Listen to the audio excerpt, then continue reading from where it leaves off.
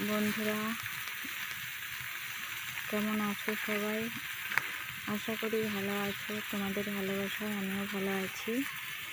আজকে সকালে আমাদের পান্তা ভাত সঙ্গে কুঁদলি ভাজা আর আছে আলু ভাজা।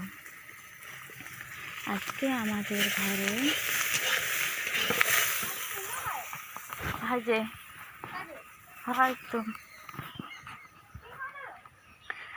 আজকে আমাদের সব বস্তায় করে আদা লাগানো হচ্ছে।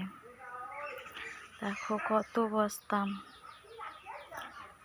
এই বস্তাতে আদাগুলো লাগানো হচ্ছে। এতে সার দিয়ে ভালো করে আদা লাগাচ্ছে আমার শ্বশুর এবং আমার স্বামী। এতে আদাগুলো ভালো হয়, ভালো পুষ্টি হয়, ভালো হয়। এইটুকু। নমস্কার।